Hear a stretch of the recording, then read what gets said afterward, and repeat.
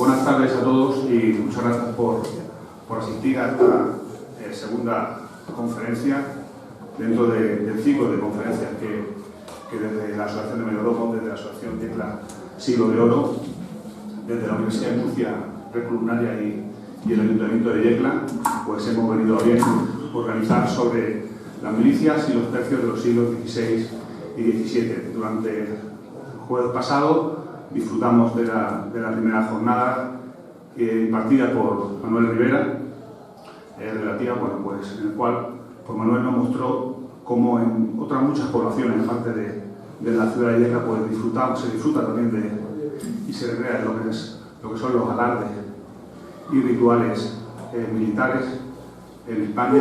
Y bueno, pudimos ver ciertas simbologías muy similares a las que conocemos y vemos aquí en Yecla. Vimos alabardas, vimos juegos de bandera, vimos insignias como eran los bastones que los capitanes llevaban en estas poblaciones. Y bueno, pues hoy es el turno de José Luis Mirecki y bueno, cuya presentación y cuya jornada pues va a presentar Tomás Ruiz. Sin más, bueno, pues dejo con ellos para iniciar la conferencia.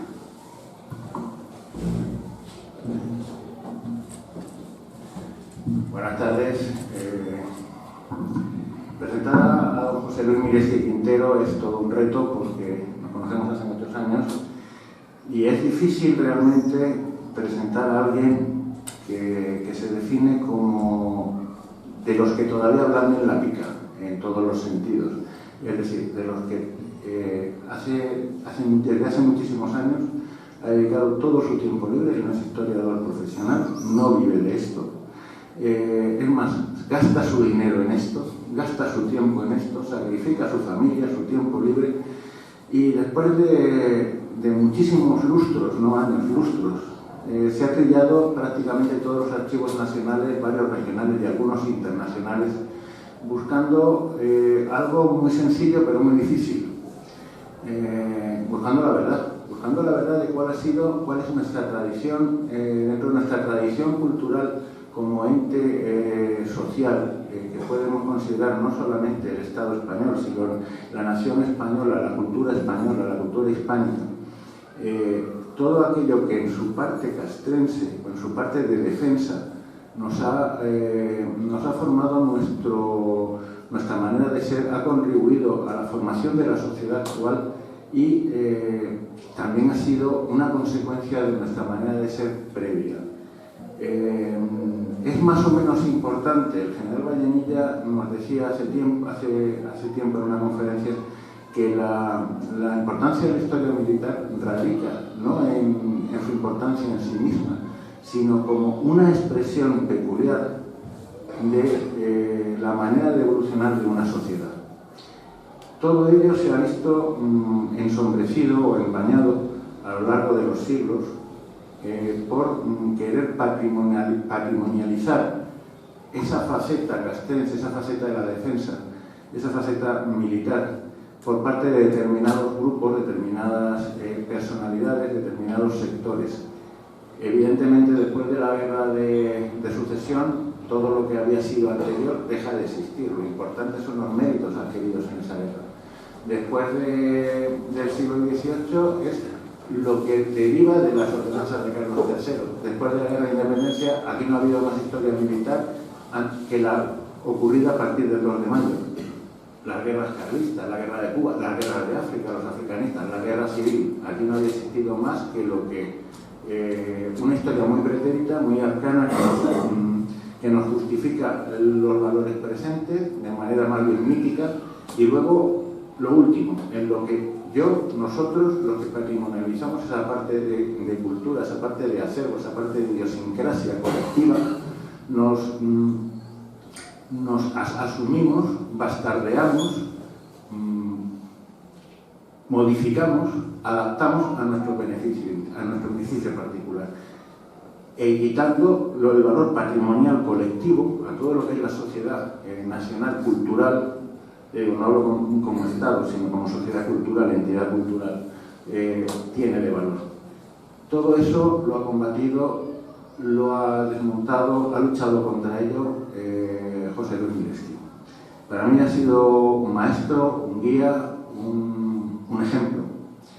Como militar profesional también ha sido un soldado de verdad, de los que van en la pica, porque no se ha casado con conveniencias, siempre ha sido leal a la verdad, ha sido leal a la justicia, y es como persona, como profesional, como investigador, un ejemplo. Un ejemplo que no se casa con nadie, que no le hace, que no vende su cultura, ni vende sus hallazgos, ni escribe a gusto de nadie. Es muy polémico, tenemos una amistad que se remonta a más de 30 años y siempre que nos vemos empezamos, seguimos y terminamos discutiendo. Y normalmente tienes razón, por la gran conocimiento, la gran cultura que tiene. Para él el Archivo General de Simancas, en Guerra Moderna, siglos XVI-XVII, gran parte del XVIII, Archivo Histórico Nacional, Archivo Histórico Militar y varios archivos regionales, no tienen secretos. O sea, ¿quién conoce todos los expedientes de capitanes de la época de los tercios? José Luis. ¿Quién conoce los expedientes y las hojas de servicio de todos los alféreces? José Luis. Normalmente alguno conoce los maestros de campo, pero todos los capitanes, a lo largo de 200 años, todos los hechos, he escrito varios libros, algunos de ellos ejemplares. Por ejemplo, la mejor versión que existe publicada sobre la batalla de Rocroi y la campaña de Rocroi la escribió él. No la conoce el gran público, no se ha difundido, no interesa, es simplemente la verdad, es documentación, y luego crítica sobre esa documentación, pero toda la documentación, no solamente la parte que a mí me gusta. Por lo tanto, para mí no es un privilegio, es realmente increíble estar aquí presentándolo. Para Yecla creo que es una gran suerte el haber conseguido traerlo de Canarias. También es verdad que ha habido que empujarme un poco y engañarme un poquito también, lo siento, José Luis, pero va a dar una conferencia magnífica, muy difícilmente de encontrar a alguien de un nivel de conocimiento como el suyo. Por eso los que están aquí son afortunados porque van a poder preguntar a quien más sabe sobre el tema concreto, a quien más datos tiene y más datos ha contrastado. Entonces, aprovechenlo, cómanselo a preguntas, luego si quieren a besos, pero a preguntas desde luego, y ser todo lo incisivo que quieran. No se va a molestar con nada. A lo mejor alguna respuesta molesta, pero no va con mala intención, va con intención creativa, constructiva. Y conoce las fiestas de la Virgen, porque hace años vino, casi 30 años, y ocurrió que vino pensando que venía a las fiestas de un pueblecillo, cuando vio todo el mundo arreglado, la con la familia. La verdad es que se llevó un chasco, y el chasco fue que vio que Yecla Murcia, paracaidistas, con jabalía y ese calor. En diciembre de Yecla pues vinieron como quien va a la playa en junio, y bueno, pasaron un poco de fresquito, ¿no? Y me dijo, recuerdo como si lo estuviera viendo el día de la bajada, dice, me he emocionado viendo la cruz de Borgoña ondear al viento y jugar, y ver cómo se juega una bandera igual que he visto en 100.000 o en miles de escritos. O sea, estoy viendo la historia. O sea, ¿qué historia? O sea, estoy viendo la historia viva. Y entonces lo conoce, no exactamente tan a fondo como para conocer todos los actos, todos los pequeños detalles que conservamos como Museo Vivo en Yecla, pero cómo eran esos referentes, ya digo, tenemos la suerte de tenerle aquí. Es una persona absolutamente leal con la verdad y absolutamente veraz. Y no se casa con nadie. O sea, pregunten, por favor, pregunten con fuerza todo lo que quieran, pero no se sorprendan de las respuestas y que nadie se las tome mal.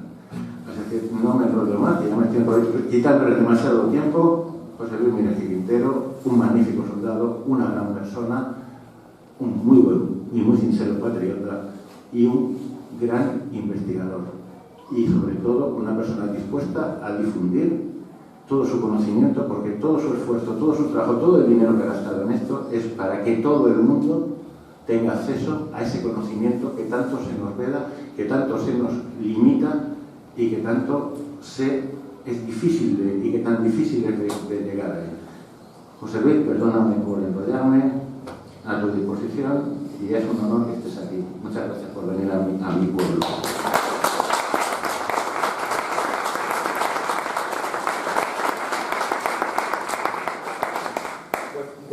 presentación no puedo defraudar. Intentaré que sea lo más ameno y lo menos ladrillo posible, porque lo que intento explicar en una hora es mucho. Es lanzar, quizá el abrirles el apetito a ustedes para que busquen y se esmeren, porque hay mucho que investigar. Además, a nivel municipal, en lo que yo soy lego. No he tenido tiempo para ir a los ayuntamientos. Pero bueno, vamos a hablar de el sistema militar español, el tan manido tercio, y vamos a luchar contra una serie de estereotipos que se han creado desde que se puso de moda en los últimos años.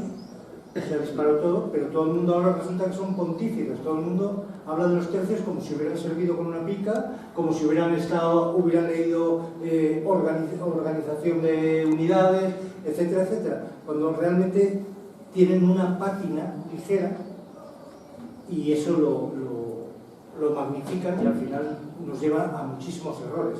Y lo más difícil es, es el Internet, que tiene muchas virtudes pero también tiene muchos inconvenientes. El desmontar de un problema de estos, una historieta de estas, es muy difícil, porque al final tú contraatacas con fuentes. Eso no es verdad, porque aquí dicen que no es verdad, pero ellos no dicen fuentes, ellos utilizan lo que les parece. Bueno, entonces a esto es un asunto en España. Yo creo que es el país que menos tradiciones tiene de Europa, en especial el ejército español. Tiene una explicación. Nosotros hemos tenido una ruptura entre dos dinastías, la dinastía austríaca y la dinastía borbónica, y la llegada de Felipe V al trono, lógicamente no podía permitir que se conservaran las tradiciones de la Casa de Austria, normalmente porque se las habíamos ganado a las tropas de su familia, a los borbones. Entonces, desde el minuto cero que asentó sus reales posaderas en el trono y se consideró ya a salvo y firme, empezó a eliminar todo tipo de tradiciones. Entonces, de repente nos encontramos, como ha dicho Tomás, con que nuestras guerras, la guerra posterior, anula todo lo anterior. Entonces, no tenemos la fuente del 17, prácticamente del nacimiento de los tercios, que todavía no está claro. Cuando nace, posiblemente en Italia, pero no está claro. El siglo XVI, el siglo XVII, prácticamente desaparecieron. Ya no eran una referencia. Lo que era referencia era el ordenacentismo borbónico, que fueron capaces por primera vez de poner sobre papel todo lo que es ordenanzas y todo lo que es regulación del ejército. Los austrias no fueron capaces nunca, pero tiene su explicación. Los ejércitos españoles estaban desplegados en un montón de frentes y eran distintos todos, uno del otro. No había ningún tipo igual. No era igual el ejército de Flandes que el de Milán, que el de Nápoles o que el de España. Y ya dentro de España, el ejército de Extremadura no tenía nada que ver con el ejército de Cataluña. O sea, como verán, es dificilísimo dar una orden, que se crearon una serie de ordenanzas, pero vamos, o no se cumplieron porque eran imposibles cumplirlas, porque la recibía un general de Flandes y no podía aplicarlas, porque las condiciones de Flandes eran distintas de las de Milán. El general decía lo mismo, no puedo cumplirlo porque mis condiciones son distintas. En fin, en eso estamos. Entonces, con la llegada de los borbónicos, ya digo que desapareció prácticamente todas las tradiciones, pero eso debió pasar también en la vida civil, porque salvo quizá las religiosas se han mantenido más, pero las tradiciones militares se perdieron porque ya no regían porque las normas son distintas. Entonces hay un salto desde el comienzo de los 1700 hasta que se vuelven a recuperar, porque los pueblos necesitan una serie de tradiciones que son suyas, pero claro, se han perdido.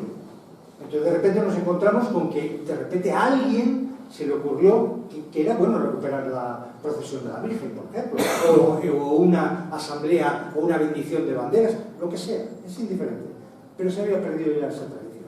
Entonces, con buena o mala fortuna, pues unas se han recuperado más cercanas a la realidad o menos cercanas.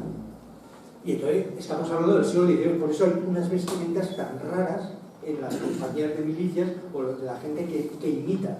Porque posiblemente en su día era estupendo, porque ellos tenían un cuadro de alguien en un ayuntamiento y, pues mira, como el Tito José Luis. Y como eso se hicieron. Estoy hablando de buena voluntad.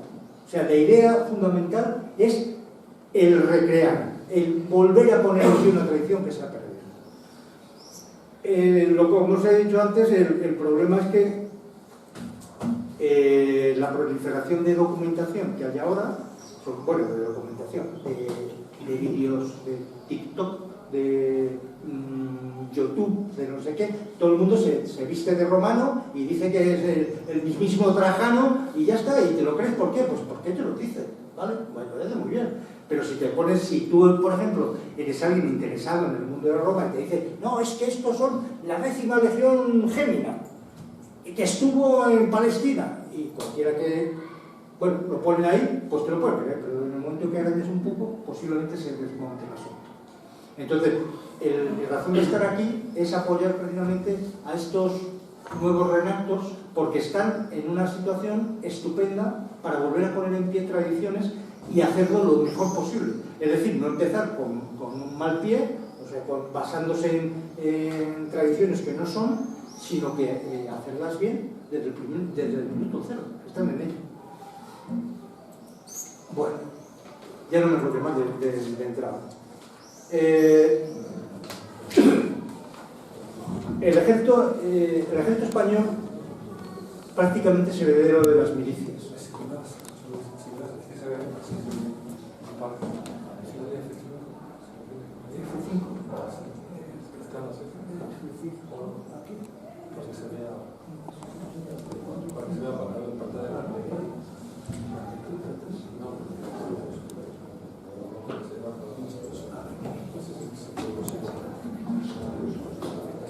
Es que las letras somos inútiles, lo siento. Siempre tiene que haber seguro que hizo la Biblia en artillería, seguro. Es que no lo veo, es que no lo veo. Bueno, como digo, el ejército español nació y se formó a partir de las milicias. Estamos hablando del tiempo de los reyes católicos. Cuando se conquista Granada, de repente los reyes católicos se encuentran con que son dueños de casi toda España, falta Navarra nada más, pero no tienen tropas reales. ¿Por qué? Porque las tropas reales, y siempre el problema va a ser el mismo, el dinero. El rey no tiene dinero para pagar. Entonces, ¿qué es lo que dice? Pues genera una serie de ordenanzas, pero dando la responsabilidad a los ayuntamientos, a las ciudades, a las villas, a los señoríos, para que paguen ellos y pongan en pie un ejército, una serie de gente que el rey va a utilizar, pero que no es capaz de pagar. Entonces, les he puesto por ejemplo, es un tipo de recreación, los dos cuadros de abajo son de Ferrer de Dalmau, que son preciosos, muy bonitos, estupendos. Es una forma de recrearlo. Bien. Y arriba hay dos soldados que son, no sé si son españoles o son flamencos, que hacen el mismo acto, pero que lo hacen ahora. Entonces, esta es la fuerza de la recreación. Posiblemente, ahí tenemos dos, llevan nada más que la bola, luego son dos picas secas. Bueno, pues puede ser. El asunto es que tenemos una narración contemporánea y además de testigos que te cuentan cuando sacan en Empel, cuando encuentran en Empel la Virgen, la Inmaculada. Eso es lo interesante y eso es lo que recrea. Bueno, el reclutamiento, estaba hablando, se hace entre la gente normal. Entonces, en toda Europa pasa lo mismo. Los reyes que anteriormente pues, se dedicaban, en el caso de Castilla, a matar moros, de repente se encuentran con que ya no matan moros. La primera expedición es la del Gran Capitán y están en Italia. Y el enemigo ya no es el moro, el enemigo es el francés, el enemigo es el suizo, el enemigo es solo milaneses, que tienen un ejército consistente. Mucha caballería, muchísima ballestería, no utilizan apenas el arcabuz. Entonces los españoles tienen que adaptarse. Entonces, ¿qué es lo que hace el rey de España? como necesita mandar tropas y necesita tener buenos soldados. Entonces lo que hace es... vamos a pasar a 3.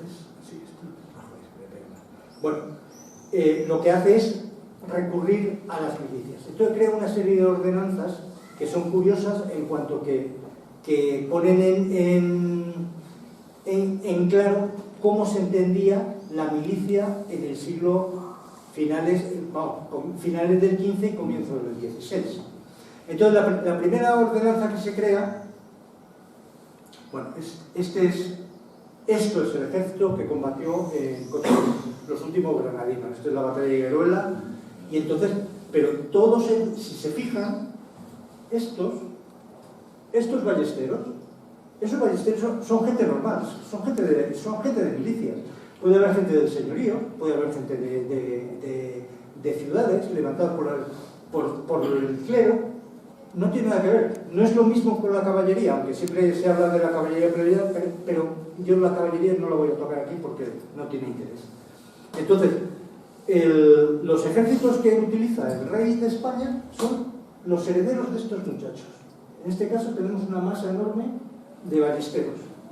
¿Por qué? Porque en España estábamos acostumbrados a perseguir al moro en su guarida.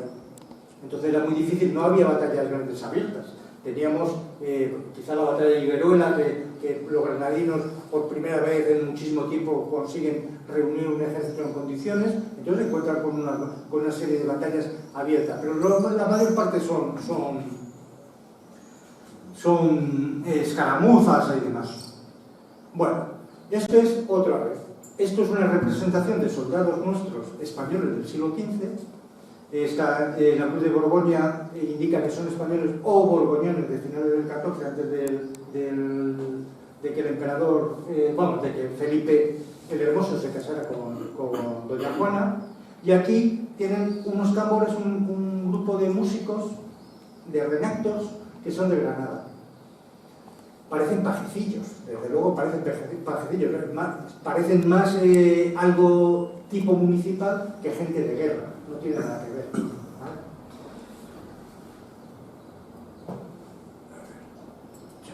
Bueno, este es el comienzo del ejército permanente. Entonces nos encontramos con que termina la Reconquista y que los españoles de repente, principalmente nosotros los castellanos, nos dimos cuenta que teníamos que recuperar lo que estaba perdiendo la Casa de Aragón, la Corona de Aragón, que ya se había incorporado a España, pero los territorios que dominaban estaban bastante en peligro por los franceses, como siempre. Entonces aquí tenemos una representación de la gente que fue en 1506 a la conquista de Orán.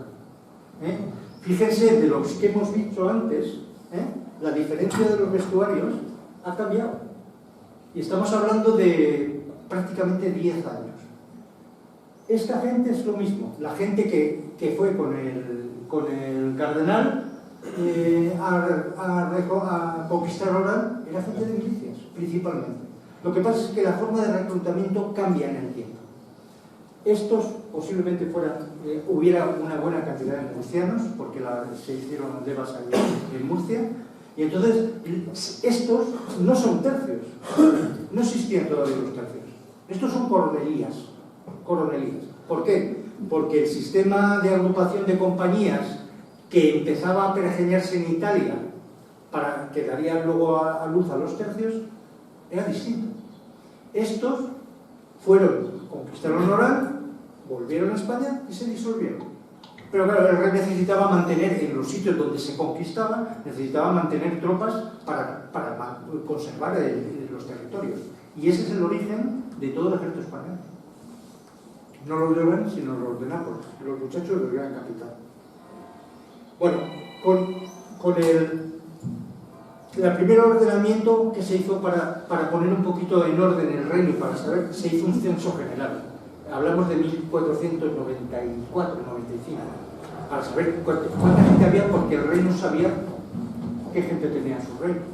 Entonces, el primer repartimiento que se hizo fue, se le encargó a un secretario real que se llamaba Quintanilla, y el hombre, que era muy leído y escribido, pues el hombre inmediatamente, aparte de haber el censo, pues dijo, ya está, lo vamos a hacer como los romanos. Entonces le quedaba en la cabeza lo de Bélites, Triarios y Astati, y entonces hizo lo mismo. Repartió las obligaciones militares entre la gente de cada villa, señoría y ciudad, dependiendo de su capacidad económica. Entonces, ateniéndose, crea tres tipos. Crea los que tienen mayor ganancia, o sea, mayor pecunio. No estamos hablando ni de nobles, ni de pecheros, ni de nada. El que tenía mayor pecunio le correspondía tener un tipo de armamento. El segundo, que tenía también pues, el menos pecunio, pues otro tipo. Por ejemplo, decía, el que tuviera más de 5.000 maravedís de renta tenía que llevar, tenía que tener en su casa, es decir, que se lo tenía que comprar él, tenía un pavés, que son los escudos esos grandes, una lanza, una espada y un casquete. Esos son los que menos tenían. El que tenía 10.000 tenía pavés, coraza, lanza, o dardo, espada y puñal. O bien, que ya empezamos, que es la diferencia de los españoles, una ballesta de acero con 3 libras, de 3 libras, con una carcajada, o sea, un carcaj lleno de pasadores y un casquete. Y el que tenía 20.000, que ya debían ser los súper ricos, son los que tenían espingarda con 50 pelotas y 20 libras de polvo. ¿Vale? Esto se va modificando, porque, por supuesto, una cosa es lo que quiere el rey y otra cosa es lo que hace la gente. O sea, imposible. Podrían decir lo que quieran, esa ordenanza lleva unas multas de caballo, o sea, el que no tenía el pavés, pues que pagara no sé cuánto y tal. Pero creo que por la documentación que hemos manejado era imposible. La gente pasaba de las ordenanzas del rey y no se cumplía. Vamos a ver.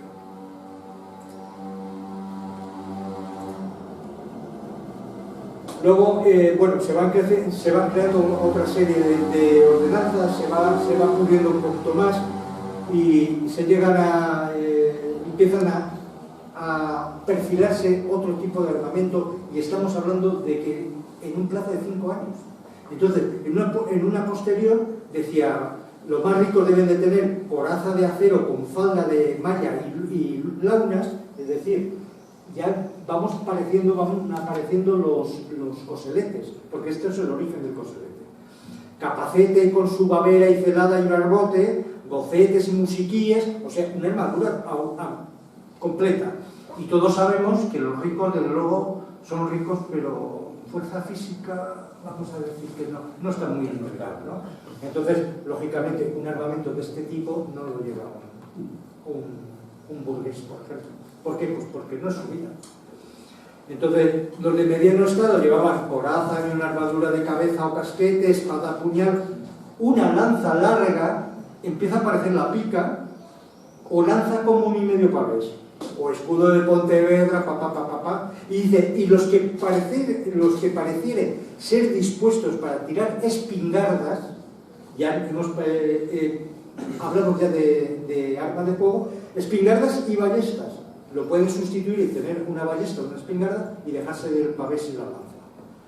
Entonces dice, una espingarda con 50 pelotas, 3 libras de pólvora, o ballesta con 2 docenas de pasadores. Y los que menos dinero tenían, pues eso, siempre, espada, casquete, una lanza o dardo, en lugar de lanza larga pueden llevar un pavés. Pero vamos, prácticamente eso, estamos hablando de lo que se exigía en todos los pueblos, y todo esto tenía que pagárselo al escote, dependiendo de la renta que tuviera, el vasallo.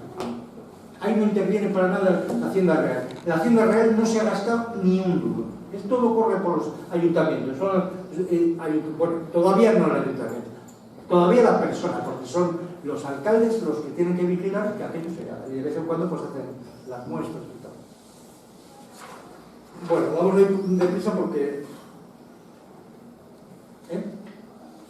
por eso te digo...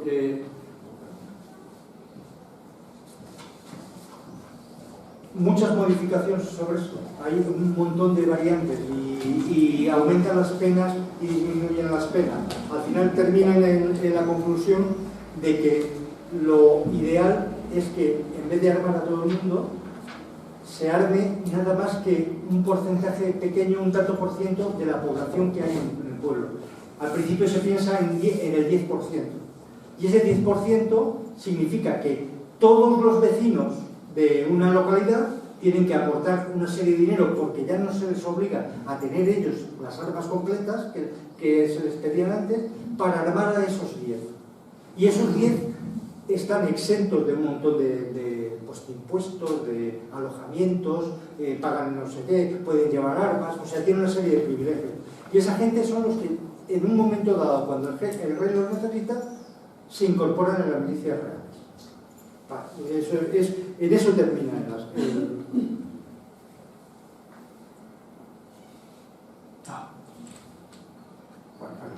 voy más rápido.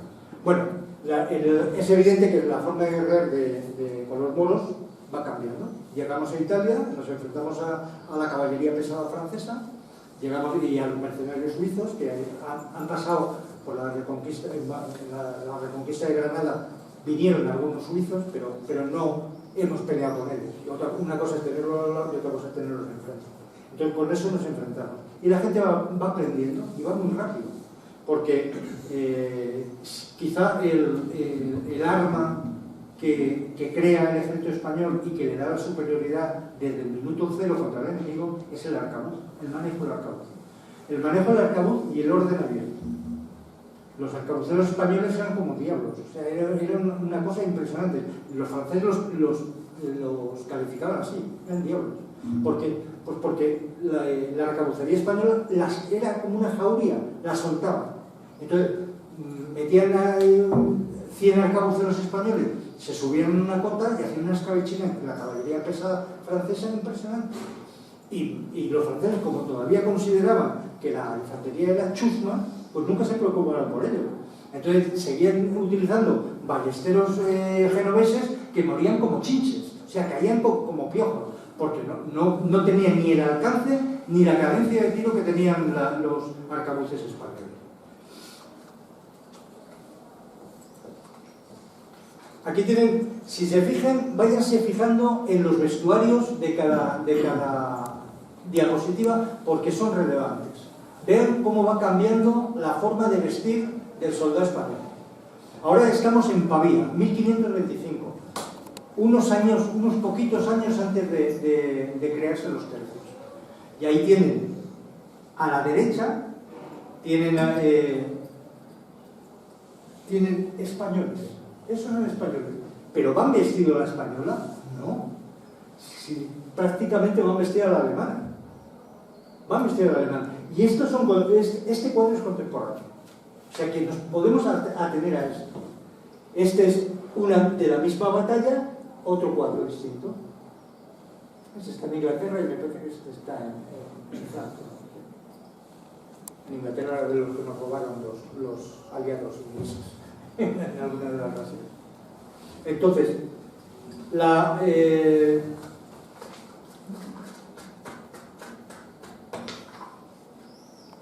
una vez creados los tercios en el 35, más o menos sobre esa época, se crean los tercios de Italia, que son los únicos fijos. En España no hay tercios, no hay nadie, hay paz absoluta.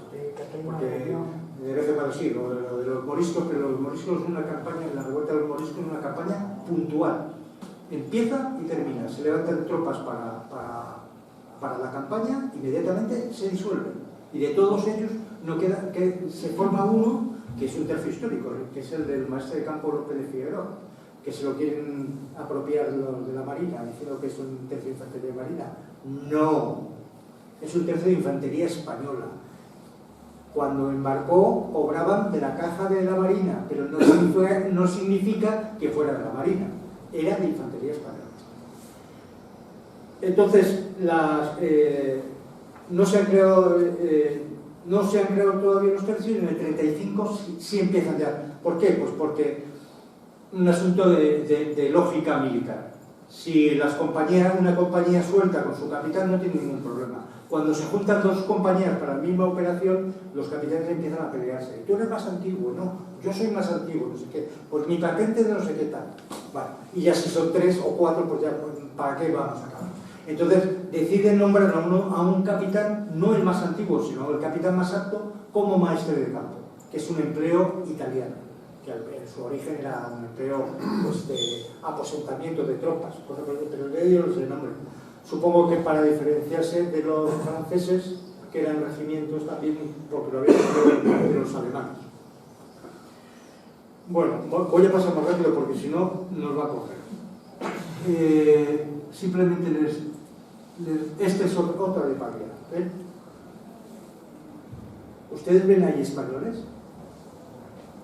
¿Ven de qué van vestidos? Son las quenetes. Van vestidos a la alemana. Pues son españoles. Entonces significa que nuestros milicianos que salían de España, cuando se incorporaban a las tropas reales y los mandaban directamente, en este caso a Milán, llegaban y lo que hacían era ver lo que hacían los más antiguos, los que ya estaban allí. Y como todos habían adoptado la vestimenta más lucida y tal, porque estamos hablando del tiempo del emperador, que es el florecimiento, la gente iba muy bien vestida. Aparte, otra cosa, entiendan que un soldado de estos tercios no tiene un cuartel, no tienen una casa, no tienen dónde dejar las cosas. Por eso se gastaban la mayor parte del dinero, lo llevaban encima. Eso posiblemente, esas vestimentas tan floridas y tal, posiblemente fueran sedas, tafetanes, de todo tipo. Y todo el dinero, o joyas, o todo lo que llevaban, lo llevaban encima. Porque lo que no llevaban encima quedaba en el bagaje. Y en caso de una pérdida de batalla, perdían todo. Se quedaban en pelotas. Y estos tenían que comer. Compraban todos los días su comida. No llegaban a un cuartel y ponían el rancho. No es así. Bueno, vamos más rápido. Bueno, esta es la batalla de Milberg. Hemos saltado 25 años casi y vemos otra vez la variación de la gente. Los españoles, como siempre, casi vestidos a la alemana. Pero se tenían que diferenciar, como vamos a ver ahora. Este es lo más importante en este caso. Hay una canción comunera que hicieron los de Harcha, ¿sí? Que decía, sobre los comuneros, decía: para poder distinguirse hombres de la misma tierra, se cosen cruz blanca al pecho los que van por la realeza, cruz roja de rebeldía es la insignia comunera. Eso. Entonces, desde el minuto cero, cuando hemos visto que todo el mundo va vestido de la esquenete, ¿cómo diferencias a un amigo de un enemigo? Si todos van prácticamente vestidos igual. Bueno, pues entonces, desde aquella época empieza el color identificativo de cada nación. Desde el minuto cero, no, miento. Porque en el tiempo del emperador, lo que se crucen, o sea, ya lo hemos visto, lo que se cosen es cruces blancas. Pero a partir de que se termina la rebelión comunera, el color de la nación es el rojo. Siempre el rojo.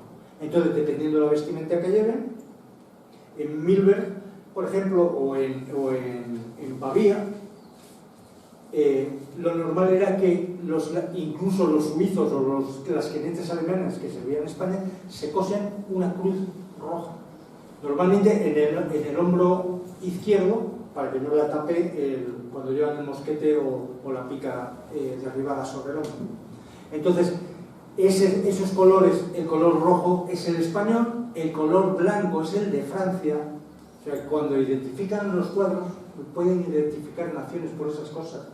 El color naranja son los holandeses, el color negro son los imperiales, pero los imperiales, o sea, los alemanes que sirven al emperador, y ya rompe la tónica, como siempre los ingleses, que los ingleses se ponen el rojo. ¿Por qué? Porque les da la gana. Eso es lo malo.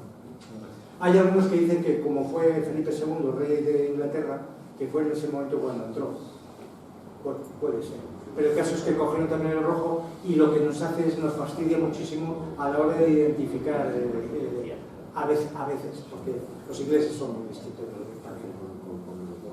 Entonces, para identificarnos, pues el color, ¿cómo se transforma? Pues inmediatamente se ponen, la forma de llevar el color puede ser bandas, como vemos aquí en general,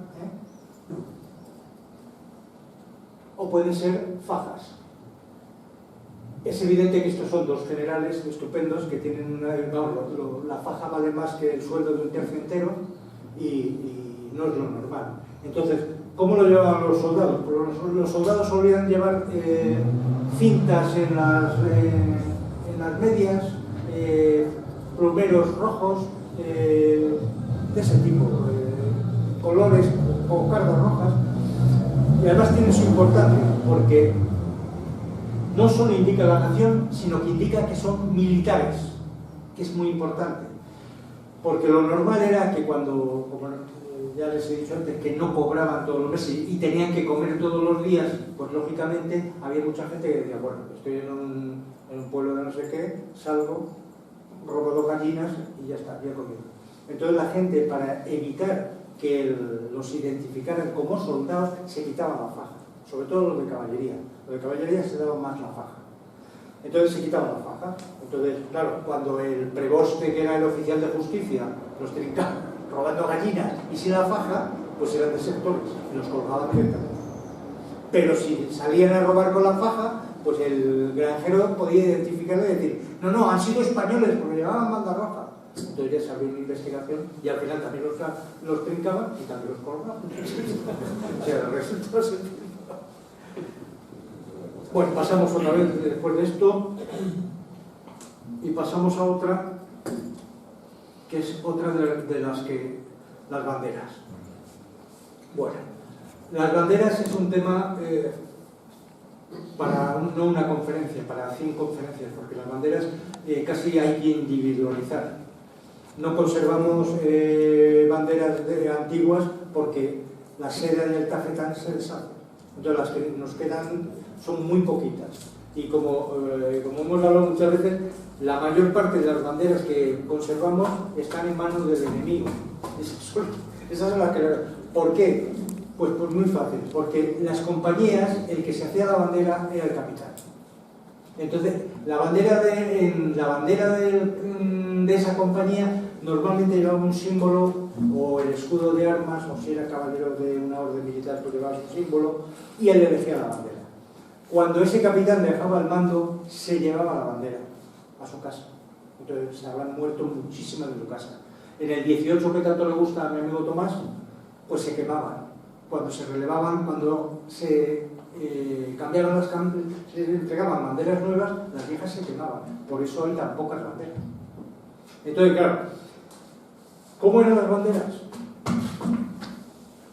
A no ser que tengamos una descripción de alguien que diga, pues mira, la bandera de fulanito, por ejemplo, la bandera de la sangre, que fue de una compañía que se formó en Nápoles para acudir a Flandes al socorro de don Juan de Austria, pues le llamaban la bandera de la sangre. Es una bandera negra con una cruz roja. Pero claro, ¿y cómo era la cruz? Porque te dicen, sí, llevaba una cruz con la bandera negra, pero ¿cómo era la cruz?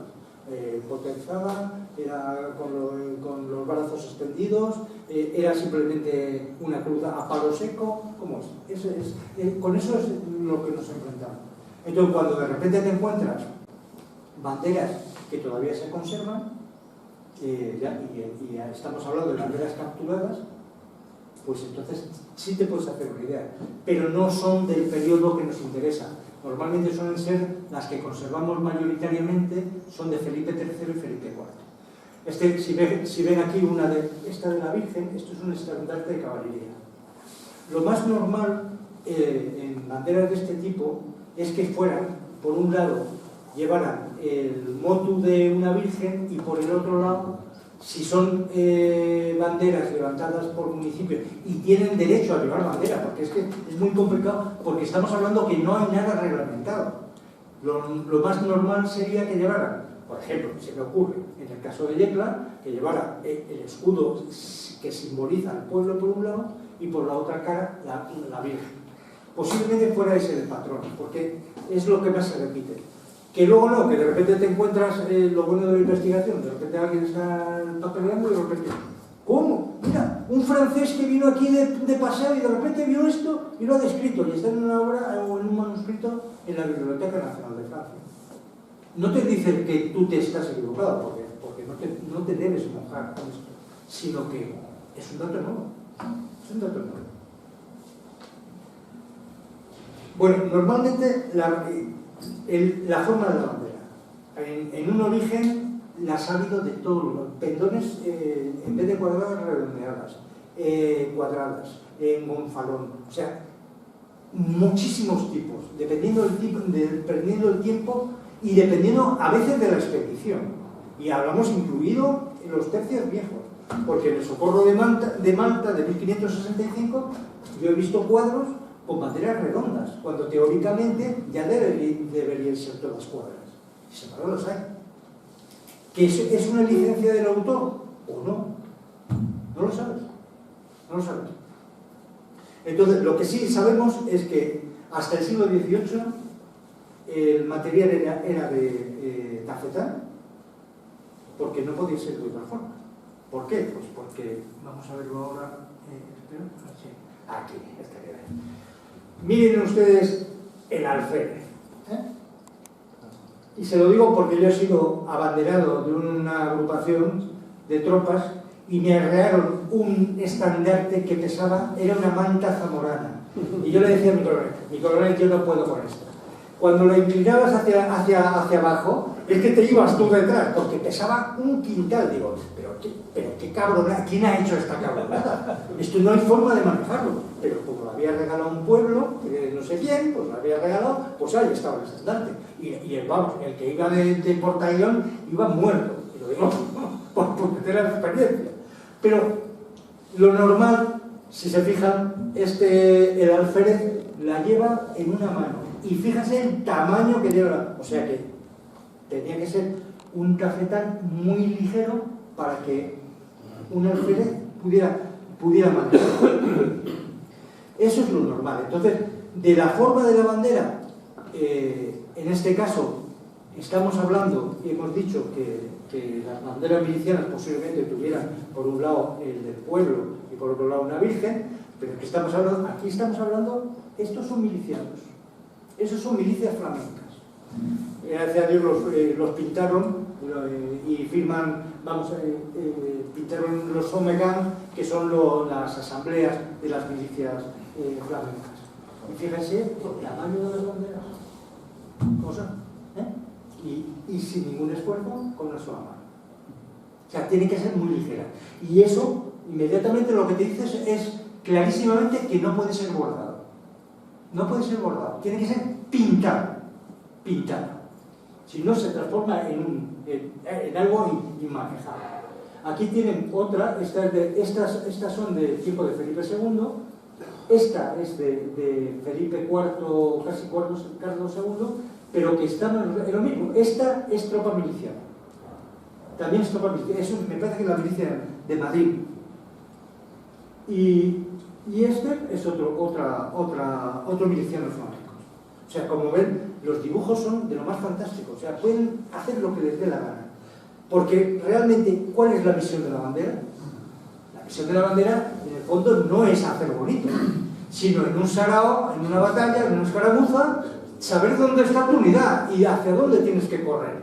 Y no mezclarte con el enemigo. Entonces, tiene que ser muy claro y todo el mundo, y eso lo dicen los clásicos, el problema que tienen es que cuando empieza el combate, y ustedes lo saben bien porque tiran mucha pólvora, saben que no se ve en un sarao, y si encima les están matando, ya eso toca cantar. Si ve al vecino que la cabeza hace ¡puf! ¡Ay, desapareció! Ya estamos hablando de otra cosa. La gente se pone nerviosa y la gente, las unidades se mueven y hay que acudir a ellas. Y la única fórmula, porque a mí que me cuenten lo que quieran de que los tambores y los pífanos dan las órdenes, eso es imposible. Y ustedes lo saben, porque ustedes disparan arcabuces y saben que en un sarao de arcabuzazos no se escucha una castaña, nada. Eso le han añadido los nervios. Necesitas algo que te sirva de de punto de referencia, y esa es la bandera. Por eso son estos colores, tantos colores, para identificar tu bandera. ¿Ni más ni menos? No tengo tiempo. Bueno, aquí tienen una representación de... Esto es una representación francesa, pero que es correcta, es real. Todas estas banderas son las que nos arrebataron en la batalla de Rocroi. Entonces, ¿por qué digo que son correctas? Pues porque identificando bandera por bandera, identificas al maestre de campo. La primera es de don Jorge Castelví, que es sardo, y era caballero Calatrava. Ahí está, una de estas. Regimientos alemanes, regimientos italianos, tercios italianos y tercios españoles, que perdimos todas las banderas. Claro, los franceses no podían perder esta oportunidad, era bárbaro. Una batalla que la ganaron de coña, no pensaban en ningún momento ganarla. Y encima su rey Luis XIV, pequeñito, pues era el mejor regalo que le podían hacer. Con lo cual, pero estamos en lo mismo, fíjense cómo llevan las banderas. Las banderas son ligeras, son banderas ligeras, posiblemente más pequeñitas de las que hemos visto antes. Porque las milicias, bueno, los flamencos, como son ricos y tienen mucho dinero, pues les gusta tener más información.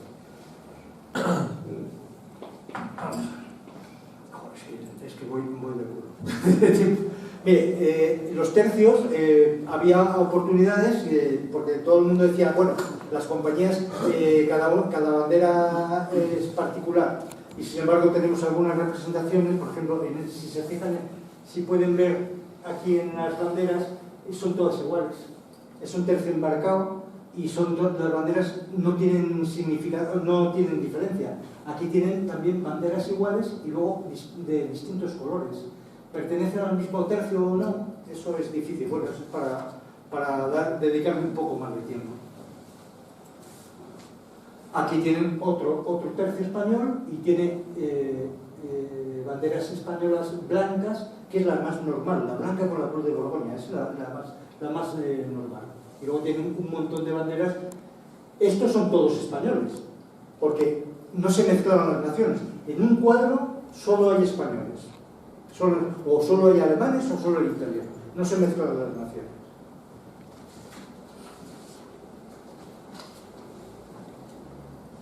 Bueno, pasamos rápidamente. Lo siento, las armas enascadas empezaron a ser armas de guerra, y como todavía no existían ni estrellas, ni galones, ni nada por el estilo, pues al final las armas de guerra terminaron siendo un distintivo de empleo.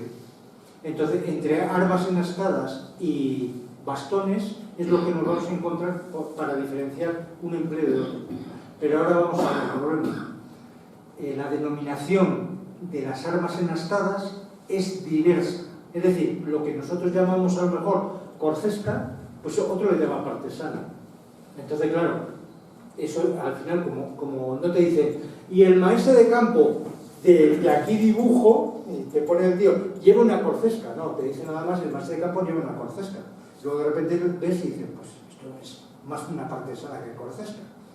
Como en aquella época les importaba un rábano la uniformidad de voces, pues unos le llaman corcesca, otros le llaman partesana, o le llaman alabarda, o le llaman lo que sea, o jineta, o lo que se quiera.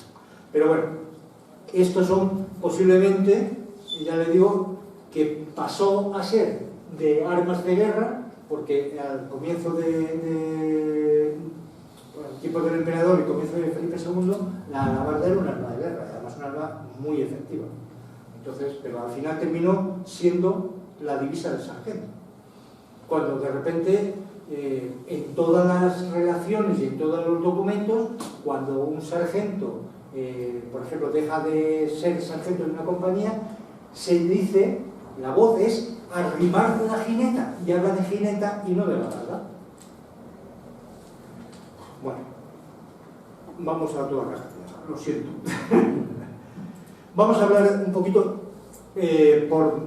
pasar por encima de los maestres de campo. Ustedes ya saben que es el jefe de tercio. ¿Por qué está aquí? Pues para que vean el emblema del maestre de campo. El maestre de campo, ven que llevan bastones Y sin embargo, el tercero, ¿qué es lo que lleva?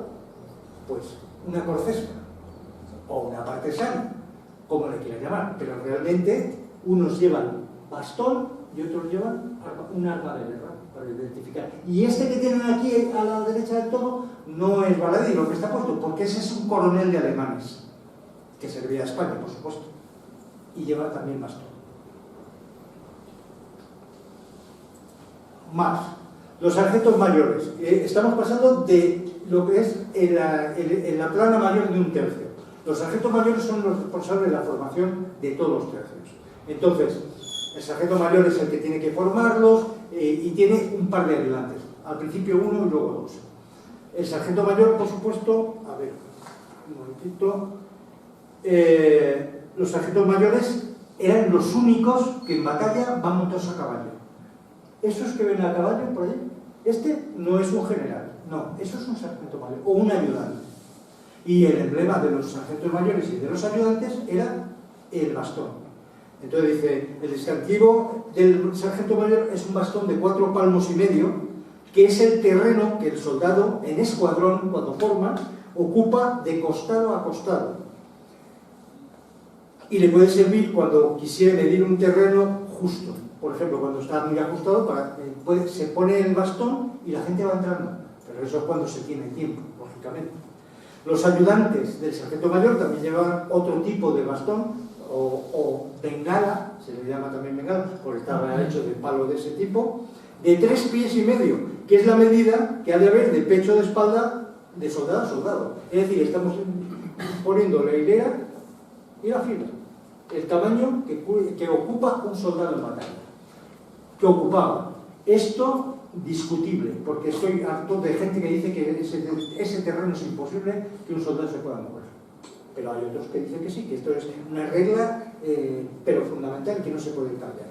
Otros dicen que no. Bueno, vamos para adelante. Compañía. Esto es una compañía. Entonces, ustedes verán aquí delante nuestro capitán. ¿Qué es lo que lleva? Pues lleva una media pica. Y luego, ¿qué tiene detrás? Tiene mosqueteros y demás. Luego viene más arcabuceros, mosqueteros, que no lo veo bien detrás. A ver, sí, lleva mosqueteros primero, luego detrás van arcabuceros y luego va un grupo de picas. En el medio de la compañía van los tambores y el pífano, la bandera, y luego lo mismo que va delante va detrás. Esta es una pequeña recreación, sí, esta es una pequeña recreación de un dibujo más moderno del siglo XIX, pero la figura es muy maja porque ese es el paje. Y ese siempre sirve, casi hasta el 1700. Lleva la rodela del capitán. El capitán lucha con rodela y espada. O sea, no estamos hablando no, el capitán es no. El capitán cuando combate, el paje, que también está en el sarao, o sea, está metido en la batalla, el paje le entrega la rodela y la espada. Y hay muchísimos relatos de asaltar, por ejemplo, una muralla en Holanda, de una plaza holandesa, y los tíos con su rodela, y además la rodela es a prueba de disparo. O sea, o sea, que debía pesar un poco, porque era capaz de aguantar un disparo de un mosquete.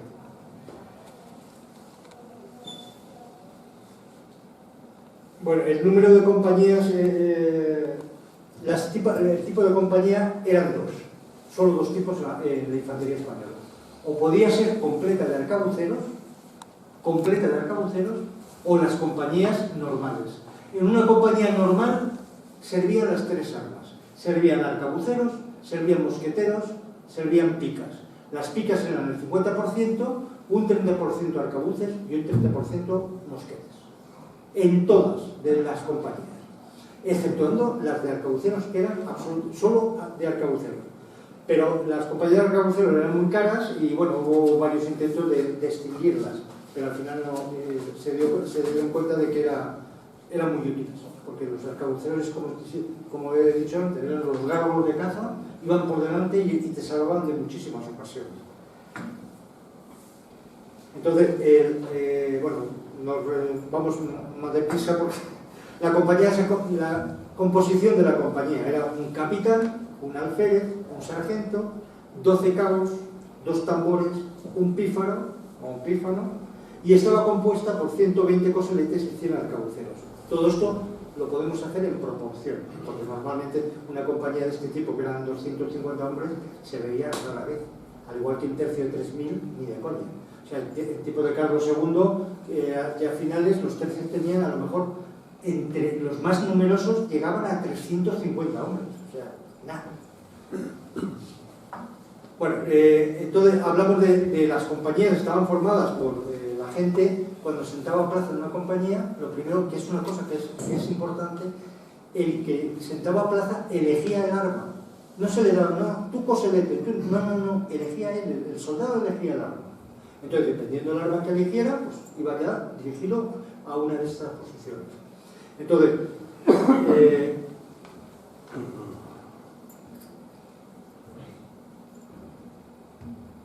la creación de esa masa de soldados que tenían que criarse en cada una de las poblaciones de las que se iba a nutrir el ejército real, proceden de una instrucción y dice, en la ordenanza dice, es necesario sustituir y ordenar una milicia, haciendo y ordenando en las ciudades, villas y lugares que señalaré el número de gente que sea bastante y competente para el dicho efecto, y que esté cierta, es decir, que esté preparada y señalada en unas listas que se hacían para poder acudir.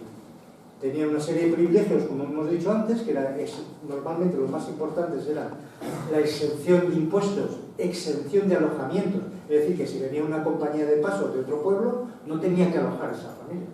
Esa familia estaba exenta. Y la de llevar armas, que era importantísima, porque el siglo XVI y XVII españoles son divertidos, ¿no? Bueno, paso directamente. Entre cascos. No, este es malo. Bueno, mi capitán de compañía, este es un coselete inglés. Esto no es un coselete de un noble. Sí. Este no es un coselete de un noble, es un coselete de un soldado. Entonces, la diferencia entre los coseletes de los soldados, ¿ven la faja? Este es español. ¿Ven este color azul? Pues indica que es flamenco. Es otro de los colores. Nosotros los italianos llevaban el verde. Entonces, con esto identificamos a un coselete español y a un mosquetero flamenco. Este es el coselete italiano, que es magnífico, pero es de tropa, no es. La diferencia de los oficiales, como tenían más dinero, es que conseguían los coseletes a prueba de disparo, pero claro, pesaban lo que no está escrito. Entonces, a partir de 1650 prácticamente no se ven coseletes. Estos son cascos españoles, todos españoles, utilizados habitualmente. Bueno, los picas secas son precisamente la gente que se alistaba normalmente, los más pobres, que no tenían dinero para comprarse un coselete. Entonces van de este tipo. Llevan normalmente casco, la gola y el resto de la vestimenta normal. Entonces aquí tienen de varios periodos. Esto es Orán, esto es Flandes ya Felipe III, y este es lo mismo. Este es de Orán también, ¿sí? Me van a perdonar que vaya a toda pastalla, pero es que no. Bueno, armas de fuego yo creo que no le voy a contar nada. Estos son los arcabuceros españoles, desde los más antiguos. Estos son de comienzo, este de Felipe II. Este es donde, y entonces es que la historia de Felipe II es muy feo, desde mi punto de vista. Es poco cómodo y muy feo. Porque encima ese va vestido de supergala, porque normalmente solían ir de negro. Entonces imagínense, nos llamaban los monjes y demás. Arcabuces, pues lo mismo. Fíjense que lo que es común para todos los arcabuceros es el casco y el arcabuz, porque no pueden llevar más, porque no pueden cargar con más peso. Pero por si lo carga de peso se convierten en mosqueteros. Entonces ya eso es otra utilización.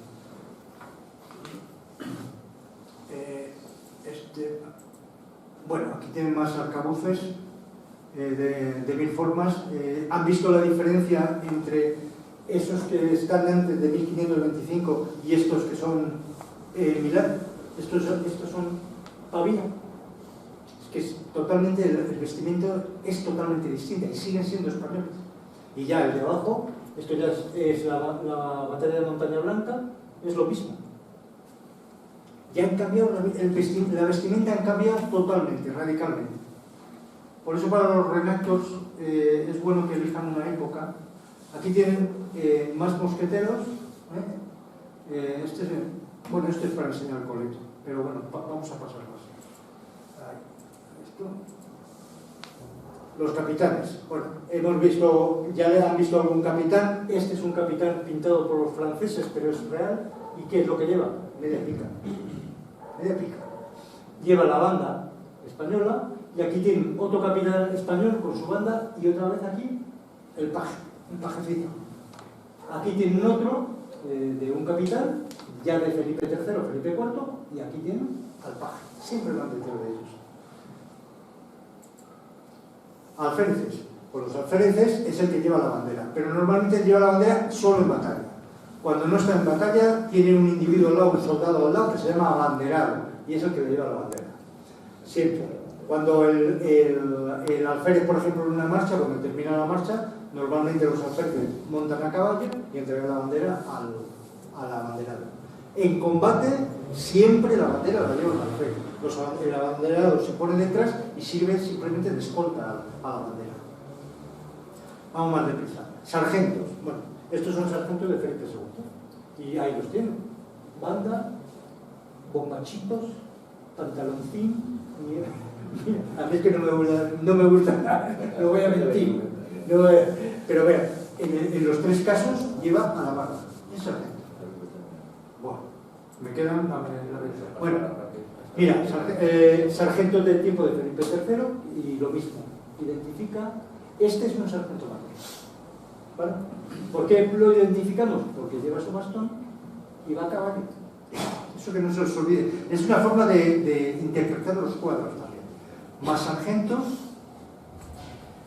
tambores y pífanos, por lo mismo, fíjense las cajas de los tambores. Y la forma de...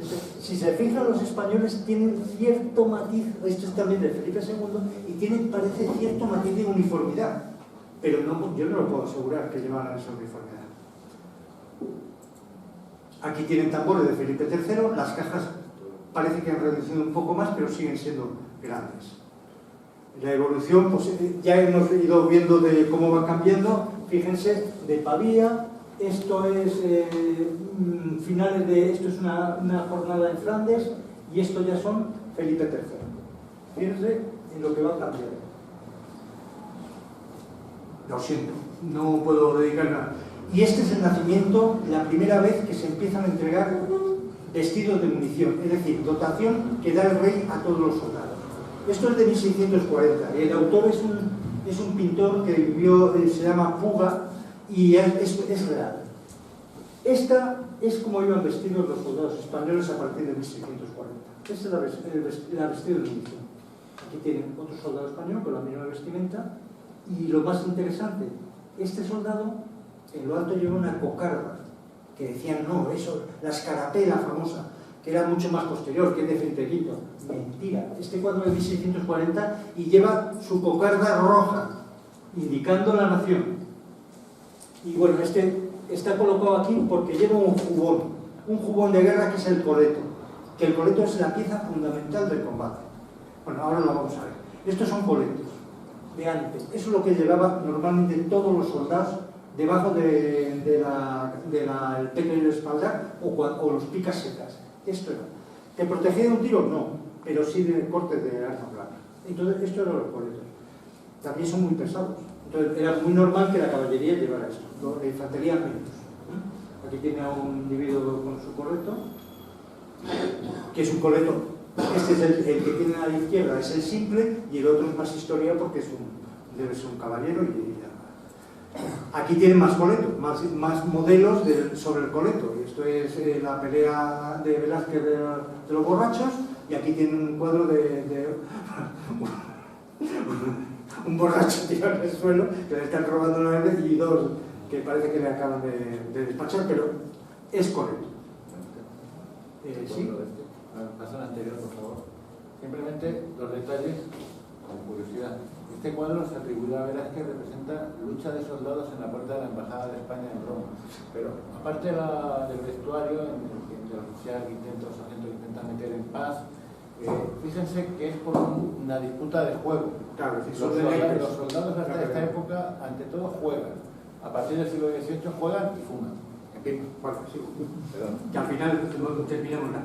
Bueno, el manejo de las armas. El manejo de las armas pues tiene su complicación. Les voy a explicar. Normalmente los primeros que empezaron a manejar la pica uniformemente fueron, como siempre, los españoles, aunque los franceses digan siempre que fueron ellos, lo de siempre. Fueron los españoles. Entonces, cuando empezaron a combatir los franceses y se rebelaron los holandeses, empezaron a fijarse en el ejército español. Entonces, los españoles, ¿por qué no registraron, no hicieron tantos manuales o al revés? ¿Por qué los españoles hicieron tantos manuales pero nunca ilustrados? Pues porque cada sargento mayor que escribía, que tenemos prácticamente cerca de 30 o 40 manuales de texto, no de gráficos, cada uno escribía lo que él hacía en su tercio. Entonces, resulta que después de leerlo muchos, podemos decir que cada ejército o cada tercio dentro de cada ejército utilizaba unas voces y unas formas distintas. Por eso no hay. En el caso de los franceses solo hay un manual y es de 1640 y siempre utilizaban el mismo procedimiento. Los holandeses, está el famoso manual de Game que se escribió en 1612 y se utilizó mientras hubo picas y mosquetes, siempre, pero uno nada más. Y sin embargo los españoles tenemos cerca de 40. Aquí están viendo uno de alemanes y otro de ingleses al lado. O sea, este es un manejo alemán y este es un inglés. Aquí tienen lo mismo para el mosquete y el arcabuz. Estos de aquí son los de Game, que son los dibujos más bonitos que se han hecho de un arte, son preciosos y dan una orientación. ¿Por qué lo vamos a utilizar aquí nosotros? Pues porque nos van a orientar en la forma de coger las armas, sobre todo, por supuesto, arcabuceros, yo no digo nada. Nada. Ni mosquetes tampoco. Hablamos de picas, nada más. Hablaremos un poquito de picas, nada más. Vamos a ver. Formaciones de tercios. Sí, es que ya le digo que es muy difícil. Bueno, el sargento mayor normalmente era un tío que sabía algo de matemáticas. Entonces, pero podía no saber matemáticas. Entonces, para eso había una serie de normas, porque para formar las unidades, dependiendo de la gente que tenía y dependiendo el número de gente que tenía con cada arma, pues el tío formaba el tercio. Y utilizaba lo que le llamaban la raíz cuadra. Utilizaban también este pitipié, que es evidente que es una palabra francesa, es ni más ni menos el equivalente al bastón del ayudante que ponía para poder medir la distancia entre la gente. Ahora nosotros, ¿qué utilizaríamos? Lo que están usando nuestros renactos estupendos, que es cubrirse. Se cubren, se alinean, levantan el brazo y ya tienen la distancia de combate. Entonces, con esa distancia tienen bastante tamaño para moverse. Bueno, aquí lo interesante de esto, que tienen todos la parafernalia. ¿Quién será este? El sargento mayor.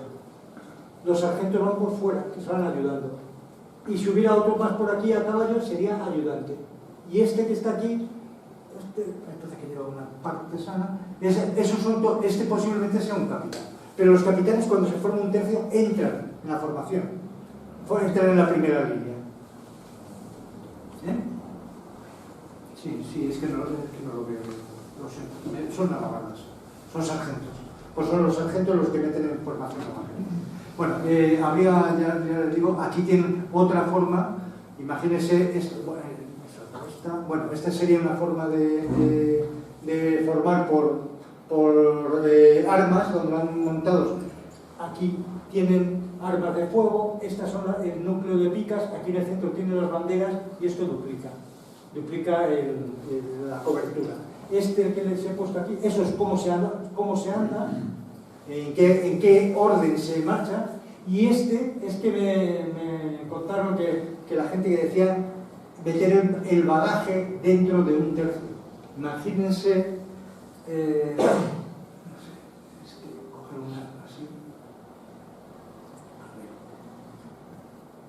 Bueno, imagínense un tercio formado en esta. Imagínense en esta formación meter el bagaje en medio. Y de repente un tiro alcanza un mulo, el mulo empieza a patear, el otro patea más, los vivanderos que también tendrían que estar dentro, que ellos no son militares y que no pintan nada en el sarao, o sea, el tercio revienta. Entonces lo que sí es cierto es que existe la posibilidad de que en este de abajo metan el bagaje en el centro, pero en los tercios están rodeando, son escuadrones distintos, no tienen nada que ver. Entonces el bagaje queda en el centro de los escuadrones, pero no interfiere. Y aún así es muy peligroso, ¿eh? Muy peligroso porque el bagaje no se puede controlar. Aquí tienen más formaciones, aquí tienen un sargento mayor también, sargentos por fuera, así que el sargento de nuestra compañía se va a formar a la gente. Cuando tenga 500 y tenga que formarlos, la va a pasar morada. Tiene que saber el arte de escuadronar perfectamente. Y este es un ejército marchando hacia el enemigo. Esta es la formación clásica, esta es la batalla de las dunas, que la ganamos pero la perdimos, como siempre. Entonces ahí tienen la formación de la infantería, cómo la caballería va formando va por fuera cubriendo y cómo forman 3 líneas, siempre 3. Se forma, se llama, cuando vas en vanguardia, batalla y retaguardia. En el caso de que formar en batalla tenemos lo mismo. Vanguardia, batalla y retaguardia. Los españoles siempre en la derecha, siempre en la derecha. Así que en cualquier cuadro que vean donde vean españoles, verán siempre los tercios españoles colocados a la derecha. Entonces, y aquí la artillería y tal. Bueno, esto es el bagaje, miren dónde va. No va en el orden de batalla, va fuera, siempre fuera, protegiéndose aquí en unos entre la montaña y tal. Bueno, sí, qué pena, es que de verdad muchísima pena. Bueno, y toda la teoría se plasma, realmente todo lo que se cuenta y lo que se dice es real. Este cuadro es impresionante, porque este cuadro lo que te permite es ver, no hemos hablado de caballería, pero una de las maniobras terribles y difíciles de la caballería es la caracola. Esto es la caracola. Estas son unidades que van saliendo de aquí, giran, disparan sobre estos y continúan como si fuera un carrusel. O sea, imagínense la dificultad que tiene esto en medio de un fregado, tiros por todos lados, los caballos que son ingobernables en el momento que están nerviosos, y esto se hacía. Con lo cual muchas veces, cuando la diapositiva esta significa que cuando vemos cosas y leemos cosas fantásticas, no hay que decir, ¡guau! Esto es imposible. No, no es imposible, es real, se puede hacer. Bueno, y me faltaba otro. Las mujeres. Las mujeres de los tercios. No hubo mujeres en los tercios. Las mujeres, el único tipo de mujeres eran o mujeres de soldados o putas, bueno, de banderas. ¿No había mujeres? No había mujeres. Entonces, esta es una frase de un tratadista, de uno que fue coronel de dragones. Entonces, en un diálogo, un soldado le pide la mano a un burgués.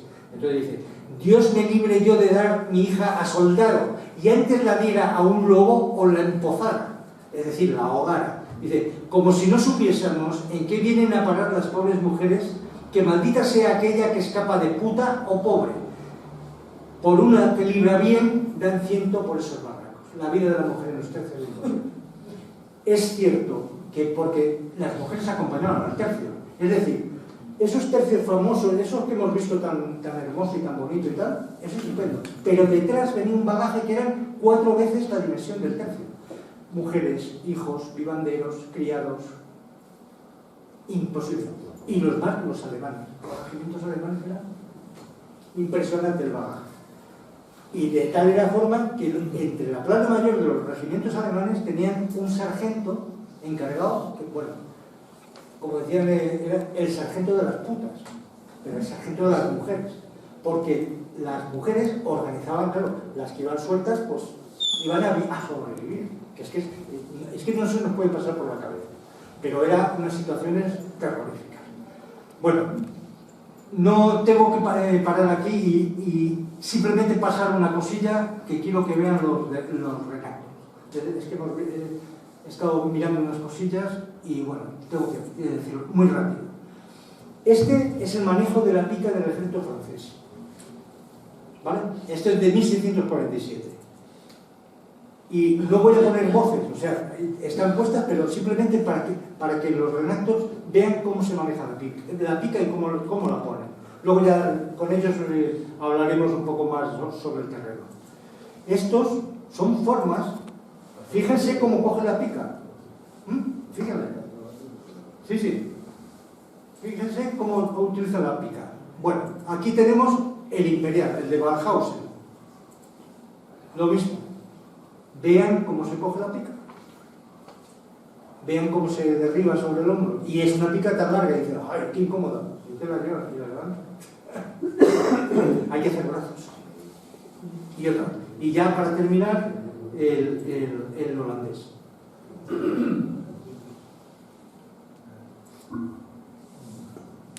Fíjate, mira, y es verdad, pues tienes razón.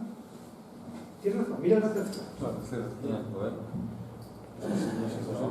Pero al centro, en vez de en un lado, al centro. O sea, es importante porque ahora como estamos aprendiendo, pues es el momento de corregir errores y ver las cosas y poder hacer. Los holandeses copiaron exactamente el ejército español, ¿eh?